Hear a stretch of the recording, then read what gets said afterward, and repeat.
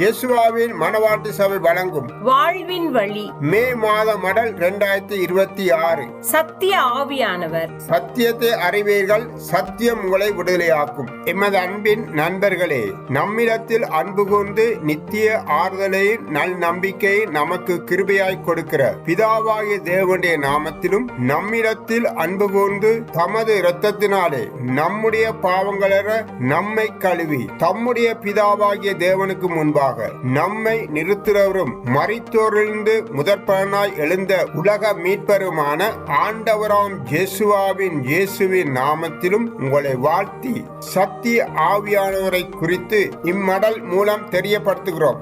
உலகின் பல நாடுகளின் மக்கள் நாகரீகத்தில் வளர்ச்சியடைந்து முன்னேறி இருந்தாலும் சில பகுதிகளில் மனிதர்கள் மூடர்களாக முரடர்களாக வாழ்வதால் சமுதாய வாழ்க்கையில் அமைதியின்மையும் முரண்பாடுகளும் காணப்படுகிறது. ஒரு கொடிய சமுதாயத்தை மாற்றுவது அவ்வளவு எளிதல்ல. அவ்விடங்களுக்கு தேவ ஆவியை பெற்ற கிறிஸ்து இயேசுவின் நற்செய்தியாளர்கள் பல நூற்றாண்டுகளாக வழியும் சத்தியமும் ஜீவனுமான கிறிஸ்துவின் சுவிசேஷத்தை துணிவுடன் எடுத்துச் சென்று அன்புடன் தேவனுடைய சத்தியத்தை அறிவித்து இப்படிப்பட்ட மக்களின் வாழ்க்கை முறைகளில் சீர்திருத்தங்களை ஏற்படுத்தி இருக்கிறார்கள். சிலர் அக்கொடிய மக்களால் கடுமையாக தாக்கப்பட்டு உயிர் நீத்த சம்பவங்களும் பதிவாகியுள்ளன. இருப்பினும் அவ்வூழியம் இன்றும் கிறிஸ்துவின் அன்பை பிரதிபலித்த வண்ணம் தொடர்கின்றது. இப்பூமியில் மனிதனாய் வந்த கர்த்தரும் மீட்பருமான இயேசு எவ்வித கரையற்றவராக தூய வாழ்வு வாழ்வதற்கு அவருக்கும் பிதாவுக்கும் இடையே இருந்த ஐக்கியமே காரணம். பிதாவுடைய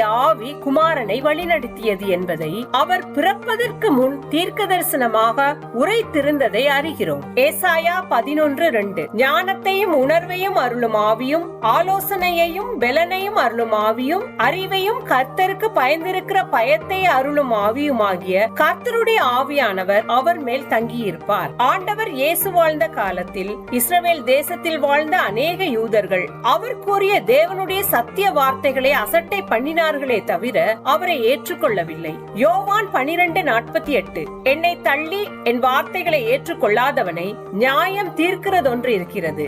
நான் சொன்ன வசனமே அவனை கடைசி நாளில் நியாயம் தீர்க்கும் என்று இயேசுதாமே கூறியுள்ளார். எனவே நாமோ நம் பாவங்களுக்கான மன்னிப்பை பெற்று அவரது ஆவியின் வழிநடத்துதலுக்கு நம்மை ஒப்பு கொடுப்போம். தீத்து 3:5 நாம் செய்த நீதியின் கிரிகைகளின் நிமித்தம் அவர் நம்மை இரட்சியாமல் தமது இரக்கத்தின்படியே மறுஜென்ம முழுக்கினாலும் பரிசுத்த ஆவியினுடைய புதிதாக்குதலினாலும் நம்மை ரட்சித்தார். ஆண்டவர் மரித்தோர்ந்து எழுந்த பின்பு எருசலேமில் கூடி காத்திருங்கள் என்ற வார்த்தைக்கு கட்டுப்பட்ட அப்போஸ்தலர் உட்பட 120 பேர் மேல் வீட்டறையில் ஜெபத்தில் தரித்திருந்தார்கள். முன்னுரைக்கப்பட்ட ஜோவேல் தீர்க்கதரிசியின் தீர்க்கதரிசனம் நிறைவேறும் பொருட்டு ஆண்டவர் முதற்பலனாக உயிர்த்தெழுந்த நாளில் இருந்து 50ஆம் நாளில் பெந்தெக்கோஸ்தே என்னும் யூதர்களின் அறுப்புக்கால பண்டிகையின் போது பரிசுத்த ஆவி அவர்கள் மேல் பொழியப்பட்டது. சத்திய ஆவி உங்களுக்கு அருளப்படும் என்று ஆண்டவர் ஏற்கனவே கூறியிருந்தார். யோவான் 14:16-17 நான் பிதாவை வேண்டிக் கொள்ளுவேன், உங்களுடனே கூட இருக்கும்படிக்கு சத்திய ஆவியாகிய வேறொரு தேற்றரவாளனை அவர் உங்களுக்கு தந்தருளுவார். உலகம் அந்த சத்திய ஆவியானவரை காணாமலும் அறியாமலும் இருக்கிறபடியால் அவரை பெற்றுக் கொள்ள மாட்டாது.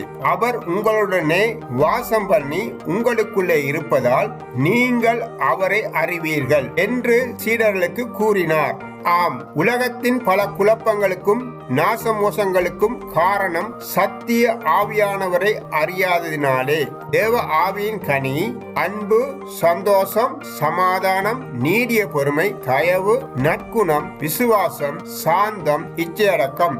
ஒருவனுக்குள் இவைகள் இருந்தால் அவன் வாழ்வு சிறப்பாக மாறும். ஒரு நாட்டின் தலைவர்களுக்குள் மக்களுக்குள் இக்குணங்கள் காணப்பட்டால் ஏற்றத்தாழ்வுகள், குழப்பங்கள், துன்மார்க்கம், தீமைகள் இருக்காது.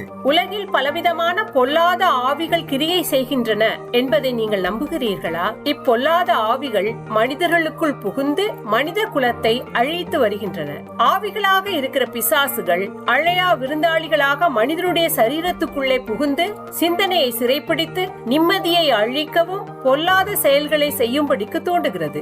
ஒருவனுடைய வாழ்க்கையை அவைகள் சீரழிக்க முடியும் என பரிசுத்த வேதம் காண்பித்து கொடுக்கிறது. பிசாசுகளை விரட்டுவதற்காக மந்திரவாதிகளை நாடி சென்றாலும் அவர்களும் பிசாசின் ஆவியின் வல்லமையாலே துரத்துகிறபடியால் மந்திரவாதிகளிடம் தங்கள் பணத்தை எல்லாம் இழந்தவர்கள் பலர் உள்ளனர். லூக்கா 9:39-42. ஒரு ஆவி அவனை பிடிக்கிறது, அப்பொழுது அலறுகிறான். அது அவனை நுரைத்தள்ள அலை கழித்து அவனை கசக்கின பின்பும் அவனை விட்டு நீங்குவது அரிதாயிருக்கிறது. அவன் சமீபித்து வருகையில் பிசாசு அவனை கீழே தள்ளி அலை கழித்தது. இயேசு அந்த அசுத்த ஆவியை அதட்டி இளைஞனை குணமாக்கி அவன் தகப்பனிடத்தில் அவனை ஒப்பு கொடுத்தார். கிறிஸ்து யேசுவின் மூலம் பரிசுத்த ஆவியின் வரத்தினால் பிசாசுகளை துரத்த முடியும். பரிசுத்த ஆவியால் நிரப்பப்பட்டவர்கள் பிசாசின் ஆவியை இனங்கண்டு பிடிப்பர். 1 யோவான் 4:6. நாங்கள் தேவனால் உண்டானவர்கள், தேவனை அறிந்தவன் எங்களுக்கு செவி கொடுக்கிறான், தேவனால் உண்டாயிராதவன் எங்களுக்கு செவி கொடுக்கிறதில்லை. இதனாலே சத்திய ஆவி இன்னதென்றும் வஞ்சக ஆவி இன்னதென்றும் அறிந்திருக்கிறோம். அன்பானவர்களே, இயேசு கிறிஸ்துவை இரட்சகராய் ஏற்றுக்கொண்டு அவர் காட்டிய பரிசுத்த மார்க்கத்தில் பயணிக்க அநேகர் தயங்குகின்றனர். 1 கொரிந்தியர் 12:3. ஆதலால் தேவனுடைய ஆவியினாலே பேசுகிற இவனும் இயேசுவை சபிக்கப்பட்டவன் என்று சொல்ல மாட்டான் என்றும், பரிசுத்த ஆவியினாலே அன்றி இயேசுவை கர்த்தர் என்று ஒருவனும் சொல்லக்கூடாது என்றும் உங்களுக்கு தெரிவிக்கிறேன் என்று அப்போஸ்தலனாகிய பவுல் கூறுகிறார். நிச்சயமற்ற உலகத்தில் வாழ்கின்றோம். எங்களுடைய இளையோரின் எதிர்காலம் எப்படி இருக்குமோ தெரியவில்லை என்று பல பெற்றோர்கள் அங்கலாய்ப்பதை கேட்கக்கூடியதாய் இருக்கின்றது. ஆம், உலகின் சம்பவங்கள் ஒரு அழிவை நோக்கிய பயணத்தில் வேகமாய் ஓடிக்கொண்டிருக்கிறது. ஆனால் நமக்கு ஒரு நல்ல செய்தி உண்டு. கர்த்தர் இயேசுவை ஏற்றுக்கொள்ளுகிறவர்களுக்கு தேவனால் ஒரு பரிசும் காத்திருக்கிறது. அதுதான் பரிசுத்த ஆவி. தீத்து 3:7. அவர் தமது இரட்சகராகிய இயேசு கிறிஸ்து மூலமாய் அந்த பரிசுத்த ஆவியை நம்மேல் சம்பூர்ணமாய் பொழிந்தருளினார். அப்பரிசு உங்களுக்கும் இன்றி அமையாதது என்பதால் அதை பெற்றுக்கொள்ள உங்களுக்காக தொடர்ந்து ஜெபித்து மீண்டும் மறுமடலில் சந்திப்போம். இப்படிக்கு அன்புடன் இயேசுவின் மனவாட்டி சபை.